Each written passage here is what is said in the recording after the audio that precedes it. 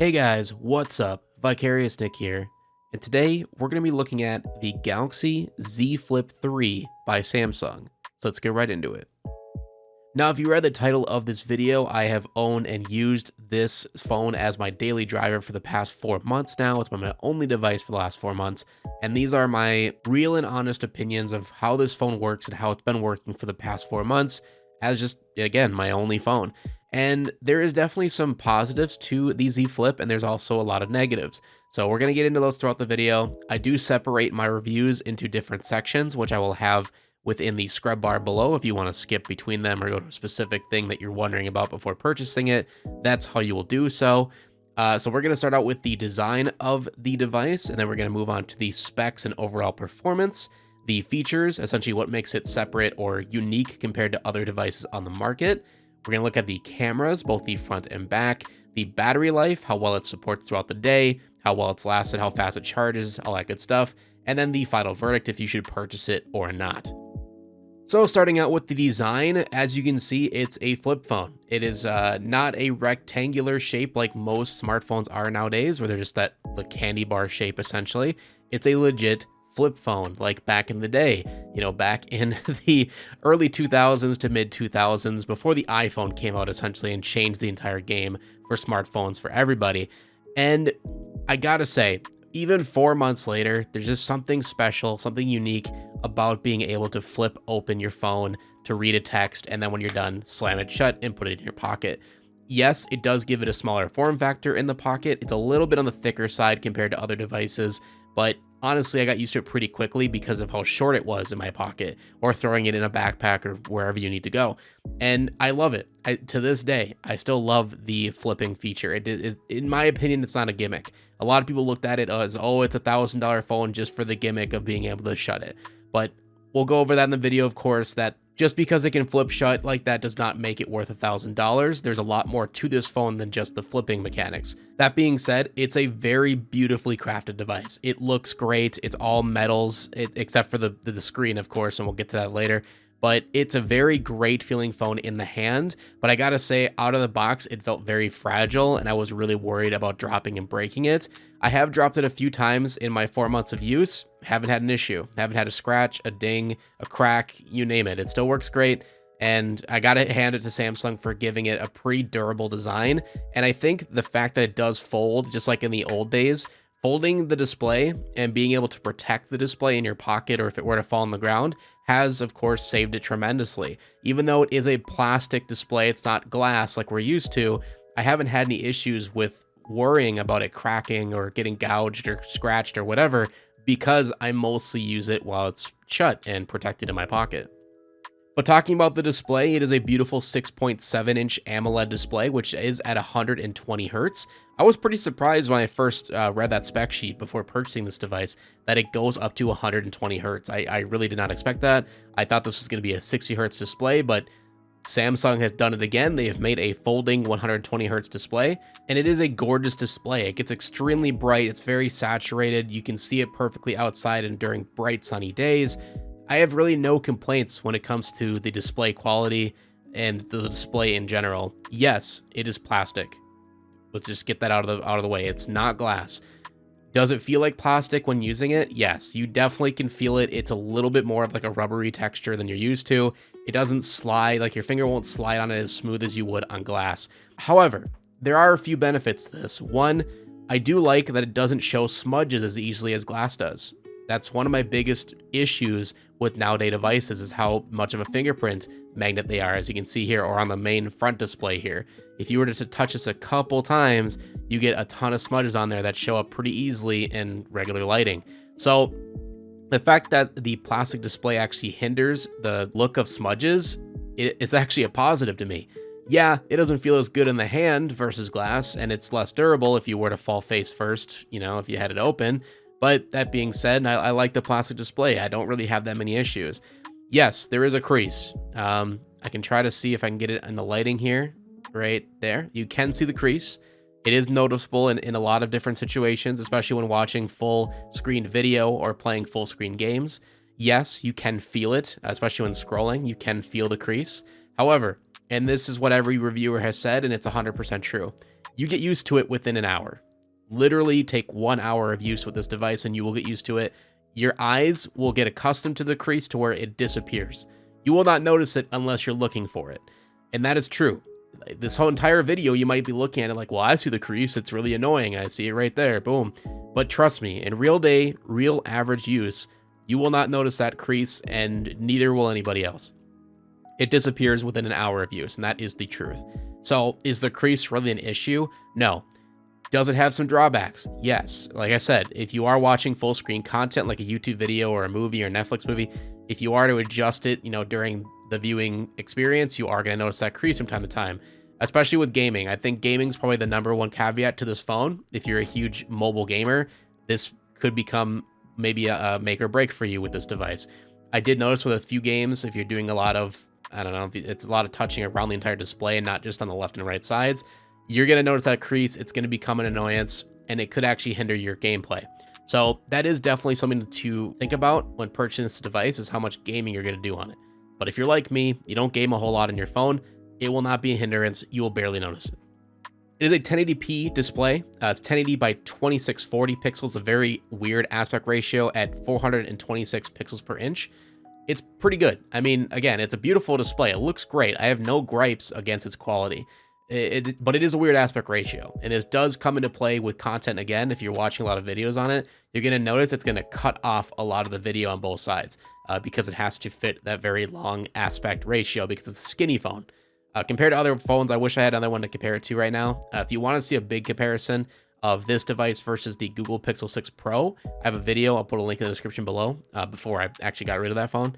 So that phone was a perfect example of a little bit of a wider display, but not as tall. And this one's taller, but skinnier. Now, for one-handed use, the skinnier device is a very nice addition. I love it. It feels really great in the hand, but it is very tall. So I end up having to use two hands anyway, just to reach my notification shade or, for certain tasks, which can become an annoyance. But again, the biggest issue is when you're watching content in full screen mode, it will cut off both sides just to accommodate that full screen. And you can zoom it, you can zoom it to fill the entire phone. But again, you're going to be cropping the picture that you're watching, which is a big bummer. The back is made out of Gorilla Glass Victus. So it's very strong Gorilla Glass, and it's kind of like a matte finish on the back panel and the bottom of the top panel. And I like it. I think it's a really good design. It's a two-tone design. So you got a really rich black for the screen above, and then you got this kind of like matte black below. Yes, it is a fingerprint magnet, like I stated before. It's not extremely durable. I would probably still put a case on it. And speaking of cases, every case for the Z Flip comes in 2 pieces. So I've had this one on since day one because I didn't want to break a $1,000 phone. So I have a pop socket on this one, but essentially it's just 2 little pieces with some leather, foam on the outside to keep it protected. And they work great. They literally just snap on. I haven't had an issue with it popping off or falling off. And, it folds up really nicely. You can still see the Samsung branding on there, which is pretty cool. But it's a great case, and I think every case manufacturer out there did a pretty good job on every one that I've seen so far for the Z Flip. If you want to buy this specific one, I'll have an affiliate link in the description below. Definitely go check it out. I really like it. But that being said, I'll probably keep it on for the rest of the review just for durability's sake. And speaking of that front display, again, it is Gorilla Glass Victus, so it is not plastic. It's actually glass on the front. It's a bright, beautiful little screen. It gets the job done. It shows your notifications when needed. Double tap to wake, double tap to close. Shows your battery percentage, your date, any useful information at a glance. It's basically always on display, just on a separate one. And then you also have the 2 cameras in the front and the flash. And then you can actually do a couple cool things with this display. So once you have it open, you can swipe over from the left and see your most current notifications. You can go through them. You can clear them. All the above. You just can't reply with them, sadly. I kind of wish there was a way to reply to people through the screen so you didn't have to open the phone at all, but I kind of understand why they didn't do that. And if you swipe to the right, you get a ton of different widgets. So you got your weather, you got your music, you got a timer, and you can add a couple more widgets on there, which is pretty awesome. They didn't have to do any of this, but Samsung just nailing it every single time with these extra features. As you can see, you can also change the background. I have it on like a slideshow mode, so it changes every time I open it, but you can change the background. You can have a GIF even. It doesn't have to be just a static image. You can change the clock type. You can change what shows if you don't want the battery percentage or whatever. It's really customizable. I was pretty surprised by that. So the second display is awesome. It works great. It's beautiful. It's bright. It shows what you need to show, and it's not intrusive and it's not ugly. You know, when you see that, you might look at that and be like, I don't know. I'm not a huge fan of the look, but it grows on you after a little bit. And trust me, it's more than worth it for the features. So it's a beautiful front display. Really have no gripes with it. The phone also has a very good weight to it. It's 183 grams, so it's not super heavy, not super light either. I was pretty surprised, being that's a really skinny phone when it's fully open, but it is tall. But it is a metal device, aluminum device. I mean, it's got a good hefty weight to it. It feels premium in the hand. So if you're worried about it feeling plasticky and cheap and light, that is not the case here. It is IPX8 water resistant, up to 1.5 meters in water for 30 minutes. It's not waterproof. It's not dust resistant either. So dust and stuff can still get in there. Samsung has implemented some little brushes, microscopic brushes within the hinge. So even after 4 months, I have yet to have any type of creaking or plastic or rocks in there, anything. It's great. It works really, really well for what it's supposed to do. I think it's rated at like 5 million different folds before it's supposed to break or, stop working. And yeah, I've opened this literally daily hundreds of times. I have yet to experience any type of where I feel the hinge is getting loose or it's creaking or whatever. It still works great. So again, I gotta hand it to them for that, but it is not dust resistant. It's only water resistant. The power button and the volume buttons are on the same side, which I actually prefer. I know some people can get kind of confused having it this way, but I have to also hand them this because a lot of manufacturers that keep the power and the volume on the same side stupidly put the power on top. I'm looking at you, Google Pixel. I don't know why you do this, because I don't know about you, but I have pretty big hands, medium to large hands. And even with my medium to large hands, I still, every single time on a Pixel device, I have to inch my hand all the way up just to reach the power sensor. So the fact that they put it below is definitely an A+. They also have a fingerprint scanner built into it. So when you click it, it automatically raises your finger and it's unlocked. Super convenient. No under the display fingerprint scanner that can go wrong or anything like that. There's no fingerprint scanner on the back. It's all on the side with the power button, which I think honestly is the best way to do it. It just makes the most sense. Yeah, you could argue that if it's on your desk or whatever, it's a little bit trickier to get to that fingerprint scanner. But in that case, you can always use your other finger because you can have up to 5 fingerprints with it and just go from the side like that. Or you can just use the little pattern or the key pin on the display. Either way, there's options, right? You have options with Samsung devices. I gotta hand them that. And again, speaking of the power and the volume buttons, they're both very tactile. They're clicky. They feel really great. They don't feel cheap and chintzy or anything like that. And again, the placement is perfect. So with that, that is the design of the Z Flip 3. I don't really have many complaints about it. Like I stated, again, the only downside is that little bit of a crease, but if you get used to it like I did, it's not going to be an issue. And if you're not a huge mobile gamer, it shouldn't even be a thought that crosses your mind that it's a problem. So with that, that is the design. Let's move on to the overall performance and daily use and the specifications. So getting the tech mumbo jumbo out of the way, this thing is rocking a Qualcomm SM8350 Snapdragon 888 5 gigahertz processor. God, oof, that is a mouthful. An Adreno 660 GPU for graphics, 128 gigabyte or a 256 gigabyte of storage, which this is the 128 gigabyte model. It does have 8 gigabytes of RAM on whichever one you go with. I would have liked to see a 12 gig model for the RAM if you went to go with the higher 256 gigabyte model, but I guess it is what it is. And 8 gigabytes of RAM in a smartphone is more than worth it and more than needed.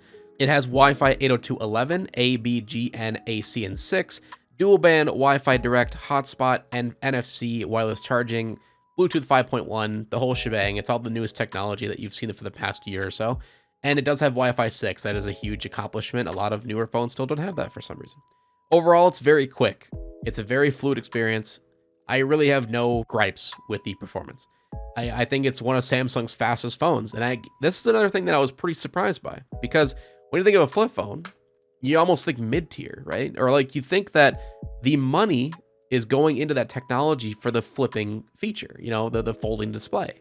But surprisingly and happily surprised, they actually kept a lot of that budget to put in the top of the tier, top of the line specs. So good on you, Samsung. It's a very fluid device. It's very capable. Still top of the line if you ask me, even though the phone's almost a year old, if not a year old.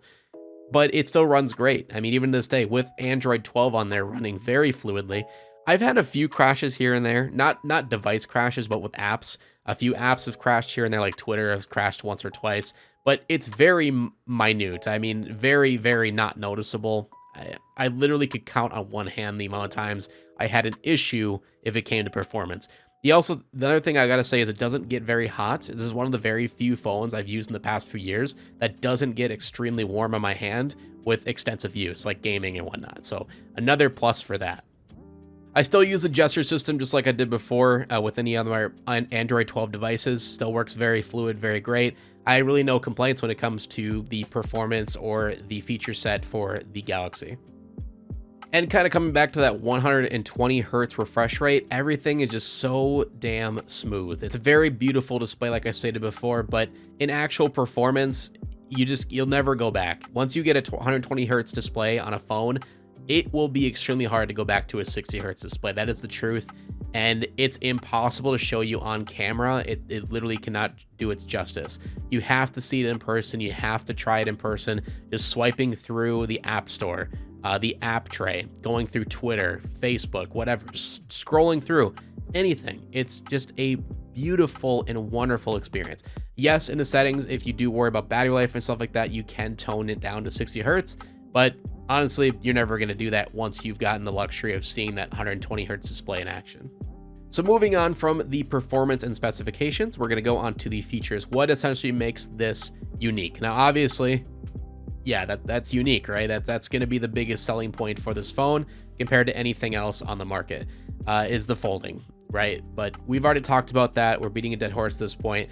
So let's move on from the folding features because we already know it does that. If you take away the folding, this is a pretty bland phone. I don't mean that in a bad way at all. I look at a lot of Samsung phones as the iPhone of Android. It works for what it does. It does everything it's supposed to. Very minimal frustrations. It's got a lot of customizations. It's the standard for what Android devices should be, in my opinion. It's essentially, this is the Galaxy S21, but it folds. That's basically the best way to describe it, right? So every feature the S21 has, this one has, minus its cameras, and we'll get to that in the next section here. I know we already talked about the front display and all the features that has, so that's definitely a part of the main feature set, is all the things you can do there, including, looking at the notifications, swiping them away, little widgets and stuff like that, which is really cool. You can also take selfies from the front screen as well. So if you double tap the power button, it'll actually go into the camera mode, or photo mode, I should say. And as you can see, it's taking a selfie of the camera right now. Or you can see me talking. Hello. And from the viewfinder, you can actually take a picture just by clicking the power button again. And it takes a really great squared off aspect ratio, perfect for Instagram. But it's really cool that you can see yourself through here as a viewfinder if you are taking selfies. Because even though there is a front-facing camera, it's not nearly as good in terms of quality as you're going to get with the rear-facing camera. So that is a cool little nifty feature.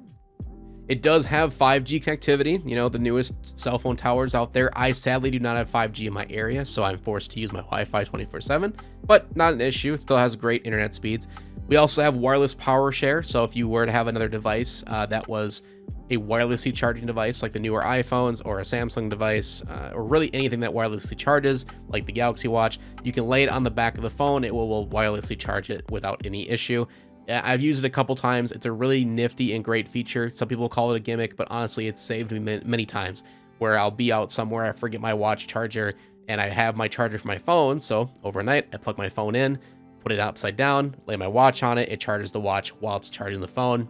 It's a win-win.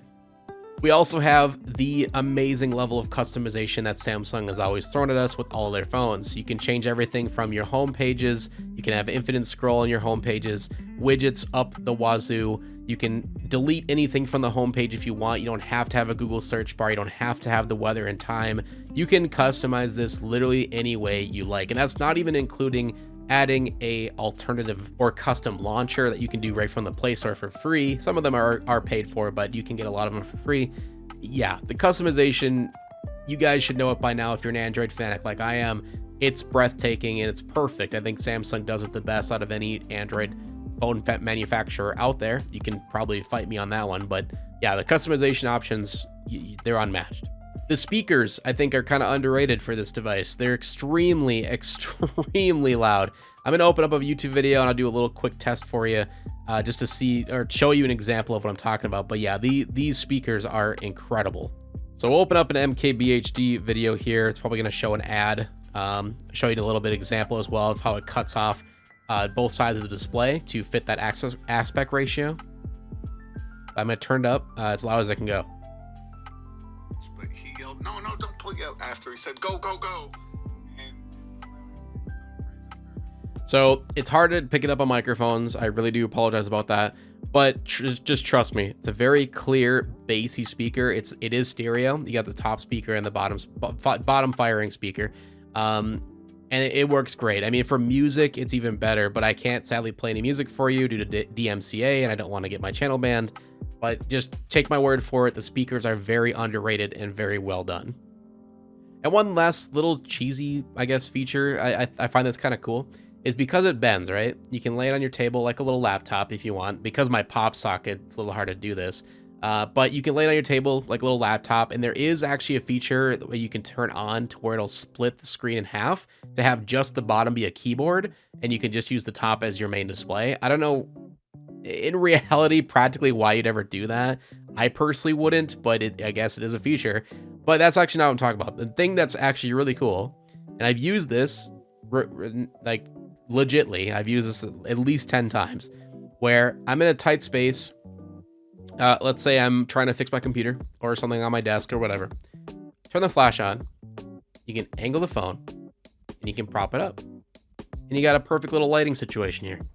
Super cool. Maybe it's just because I'm getting old. I don't know. This is super cool. So it's a cool little nifty feature. You can use it as like a little stand for lighting, and even for YouTube videos, you know, if you need some extra lighting in your video, like you can do that. It's pretty easy. So I don't know why my focus is going crazy, but that is one of the things that I really love about this phone is these little tiny nifty features with the flipping or folding mechanism. So again, kind of cheesy, but it's still cool. And I wanted to show that in this video. So moving on to the cameras, and this is what Samsung is really known for, is their cameras. They've always been doing a very great job, pretty much #1 in the game, right next to the iPhone, and now Pixel, you know, is pretty much like the top 3 in the cell phone game for video quality, picture quality, you name it. But I think Samsung, in my opinion, has always done the best in terms of photo quality. I think iPhone does the best in video quality, and then I think Pixel is kind of like right in between both. It doesn't really know what it wants to do, but I think Pixel does the best in terms of the most realistic image. But personally, when I'm using a cell phone to take pictures, not a DSLR, not a $20,000 camera, a cell phone, right? Okay. I'm taking pictures for social media, right? I'm taking pictures for my family, for memories. So if you're taking a picture, do you want it to be the most neutral, like realistic, what your eye is seeing? Or do you want it to pop and pizzazz and get more likes and retweets, right? So that's why I think Samsung does it the best. It makes the most sense to give it a little bit more of a, not an artificial sense feel, but a little bit more of a lifelike feel to it, you know, more color, more brightness, all that stuff, right? And that's what Samsung does really well, especially with the Z Flip 3. The photo quality is going to be just as good as the Galaxy S21, maybe a little less, but it's pretty close. They have a lot of similarities with their cameras. So this has a 12 megapixel f1.8 aperture, 27 millimeter wide back-facing camera. It's a dual pixel. It's optical stabilized, so if you are moving a lot or if you have steady, you know, unsteady hands like I do shake a little bit. You're not going to have to worry about that. The optical stabilization works really well, especially for video quality. And then it also has a 12 megapixel ultra wide f2.2 aperture, 123 degrees camera. So the ultra wide is super nice. I'm glad they went with the ultra wide instead of a telephoto. Some people are like, I want a telephoto over the ultra wide, but I am definitely the ultra wide fan. Whenever I go anywhere, if I'm in the city, if I'm in the countryside, if I'm in a mountain, whatever, the ultra wide photos are always breathtaking. I love getting that huge field of view. And it's really cool that they implemented that with the Z Flip as well, instead of only giving us like one camera, right? They could have done that. They do record both at 4K, 30 to 60 frames per second. 1080p up to 240 frames per second was super slow. And then you have 720p up to 960 frames per second for the ridiculous slow motion. And they do support HDR10 Plus, which looks very good. And then we do have the front-facing 10 megapixel f2.4 aperture 26mm wide angle lens. It says it's wide angle. It's not super wide, I guess. Like, I've seen definitely wider angle lenses for the front-facing camera before, but it gets the job done and it works really nicely. But it could be a little bit more on the sharper side. It's a little bit soft. When it comes to low light photography, they are pretty good, but they do show some more grain than other ones on the market, like the iPhone and the Google Pixel, which have been very well known for their low light photography. So I would say if you're looking for low light photos only, you're gonna be a little disappointed with these shots, but they're not terrible. It does, like I said before, they do give a more saturated look to most images, but they look great for social media. Lots of shooting modes, including Pro, Panorama, Food, Night, Pro Video, Slow Motion, Super Slow Motion, Time-Lapse, Portrait, and Single Take. So quite a bit of options. You know, it's a Samsung device, of course you're going to get options. Video quality is amazing with the optical stabilization, but it could be a little bit better in low light situations, like I said before. So if you're going to like make YouTube videos out of this phone, you're going to have a very good time if you have proper lighting. But if you don't have the money for good lighting, you're probably going to want to invest in a different camera. And the sound and mic quality is great. Just like every Samsung device I've had in the past 5 years, they have a lot of hidden microphones all around the phone for a very good sound quality with any type of video that you take. So with that, here is some examples of the front-facing camera, the back-facing camera, the wide angle, and then some video for you guys.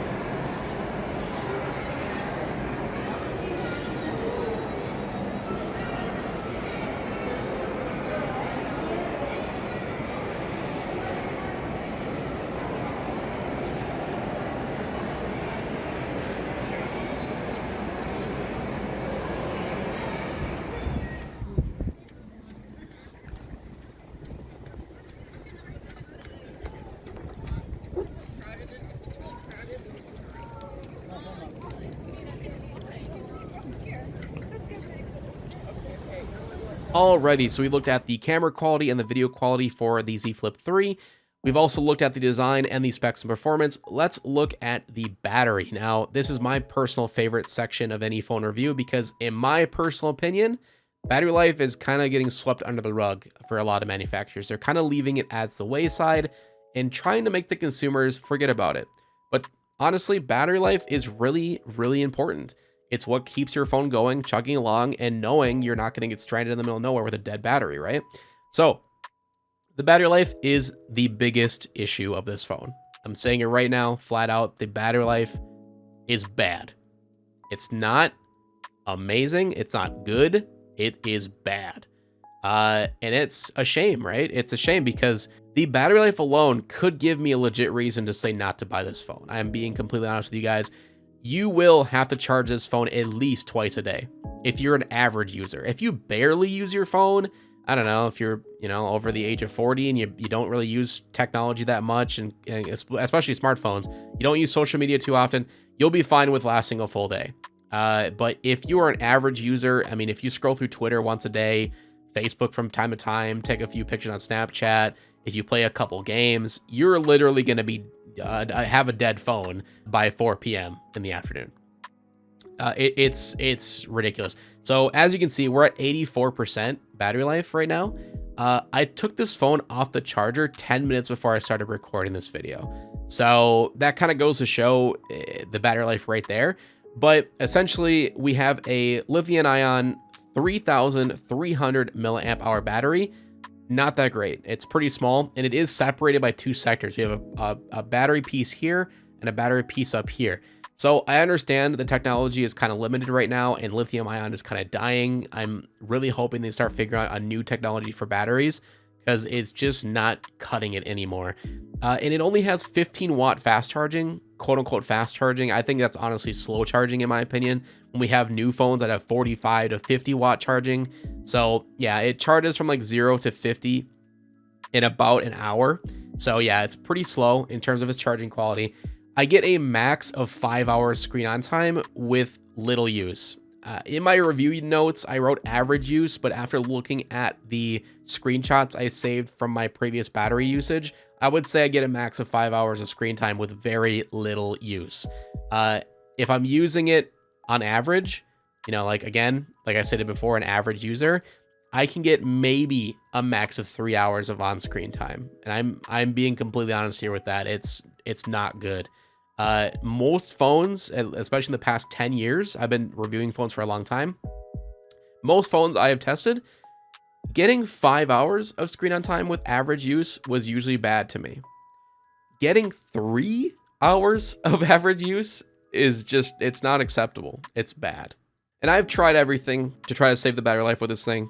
From turning off the 5G connectivity, I even turned off the adaptive display features. I even turned off the adaptive battery features for an entire week to see if maybe the adaptive battery thing was causing it to go, you know, dead faster, but it actually made it worse having that off. So I do recommend keeping that on. But I tried everything. I, you know, had the display on like 10% brightness throughout the entire day. I turned off the 120 hertz down to 60 hertz, and everything helped in little increments, but not enough to be like, okay, I'm going to use my phone like this forever because now I can get 5 hours of screen on time. That never happened. It was literally like, if I got one day with where I keep it normally, right? Like at 60% display brightness, I have my 120 hertz display turned on, adaptive battery turned on, 5G connectivity turned on, you know, like the average user should have their phone using the features that comes with it, right? I get a max of 3 hours of screen on time. So turning that stuff off, you would think, okay, maybe I'll get a max of 5 hours at this point. No, it would only give me maybe 3.5, possibly 4 hours, but never to the 5. So yeah, that the battery life is by far the biggest issue with this phone. And if battery life is an importance to you like it is to me, personally, I would skip out on the phone. I would say maybe wait for the next iteration that hopefully will have a bigger battery life, or maybe just a better utilized, a better optimized phone that doesn't eat through battery as bad as this one does. So moving on to the final verdict with that, for $900 and sometimes even on sale for $800 right now, the Z Flip 3 is a great offering when looking into the massive realm of flagship smartphones in 2022. With seemingly every major smartphone developer pricing their elite phones at over $1,000 for their starting price, seeing one of the most interesting devices, in my opinion, of the year below that makes a huge deal. $800 for this thing is a steal, in my opinion. Even with the battery life shortages, if you can find those for $800, and you can deal with the battery life issues and keep a charger near you at all times, this phone is 100% worth it. Yes, it's a far from perfect smartphone. With its disappointing battery life, it's got a plastic main display, and a decent, but not amazing camera experience. It will never be boring whenever I'm out in public and I flip it open, showing its futuristic design, catching someone's curious eye. So that is my full review of the Galaxy Z Flip 3 by Samsung. Let me know in the comment section below what you think of this device. If this review helped you either stay away from it or maybe go out and actually purchase it, I would love to hear your comments and suggestions in the comment section below. If there's a device you would like me to review in the future, again, leave your suggestions below and I'll get back to you as soon as I can. Or if there's anything I may have missed in this review, then maybe a special feature or something that you wanted me to talk about that I didn't, I highly apologize, but let me know in the comment section below and I'll reply to you as fast as I can. So with that, leave a like, share, support, subscribe so you don't miss the next one, and we'll hopefully see you in the next one. Peace out.